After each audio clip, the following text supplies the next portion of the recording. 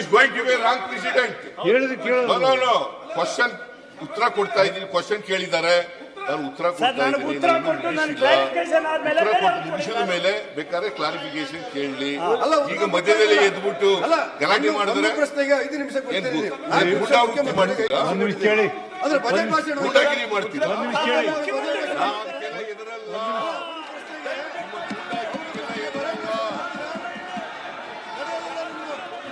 ರಾಜ್ಯದ ಜನ ನೋಡ್ತಾ ಇದ್ದಾರೆ, 7 ಕೋಟಿ ಕನ್ನಡಿಗರು ನೋಡ್ತಾ ಇದ್ದಾರೆ. ನೀವು ಹೇಗೆ ಅನ್ಯಾಯ ಮಾಡ್ತಾ ಇದ್ದೀರಿ ಈ ರಾಜ್ಯಕ್ಕೆ ಅಂತ ಹೇಳಿ 7 ಕೋಟಿ ಕನ್ನಡಿಗರು ನೋಡ್ತಾ ಇದ್ದಾರೆ.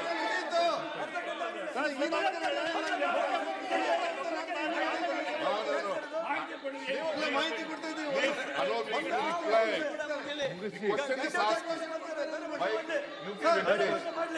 ಅವ್ರು ಕೇಳ್ತಾರೆ, ಅವ್ರು ಕೇಳಿದ ಮೇಲೆ ಏನಾದ್ರು ಇದ್ರೆ ನಿಮ್ ಪರ್ಮಿಷನ್ ತಗೊಂಡು ಕೇಳಿ. ಅದು ಬಿಟ್ಬಿಟ್ಟು ಮಧ್ಯದಲ್ಲಿ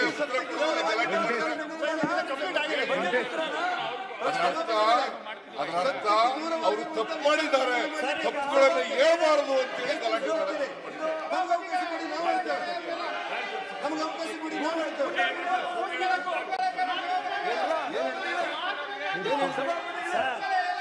ಈಗ ಸಭಾಪತಿಯವರೇ, ನಾನು ಪ್ರಶ್ನೆ ಕೇಳಿದ್ದೀನಿ.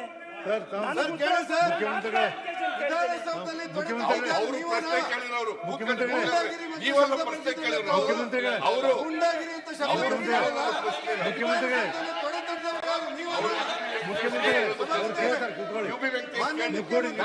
ಉತ್ತರನೇ ಮುಗಿಸಿಲ್ಲ, ಮುಗಿಸಿಲ್ಲ.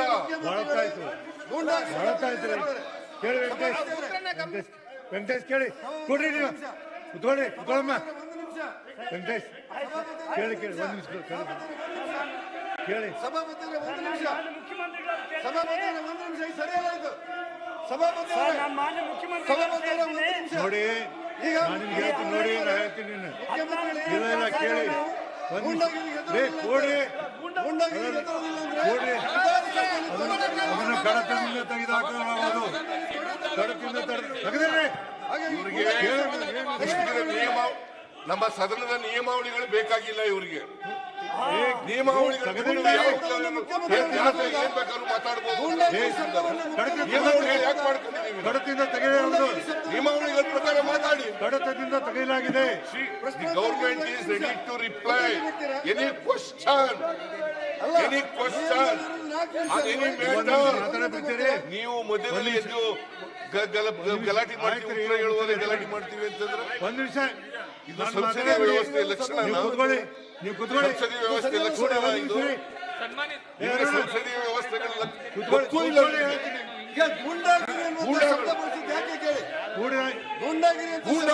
ಮುಖ್ಯಮಂತ್ರಿಗಳು ನಿಮ್ಮ ಗೂಂಡಾಗಿರಿಗೆ ಎದರಲ್ಲ, ಒಪ್ಪಾಟಲ್ಲ.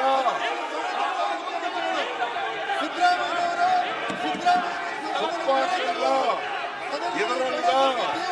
ಎಲ್ಲ ಎತ್ತಿದ್ರು ಕೂಡ ಸತ್ಯವನ್ನೇ ಹೇಳ್ತೀನಿ. ಸತ್ಯವನ್ನ ಹೇಳ್ಬಾರದು ಅಂತಕ್ಕಂಥದ್ದು ನಿಮ್ಮ ಉದ್ದೇಶ. ಸತ್ಯ ಗೊತ್ತಾಗಬೇಕು, ಈ ಸದನಕ್ಕೆ ಗೊತ್ತಾಗಬೇಕು, ರಾಜ್ಯದ ಜನರಿಗೆ ಗೊತ್ತಾಗಬೇಕು. ಕರ್ನಾಟಕದ ಜನ ಇವರಿಗೆ ಇವತ್ತು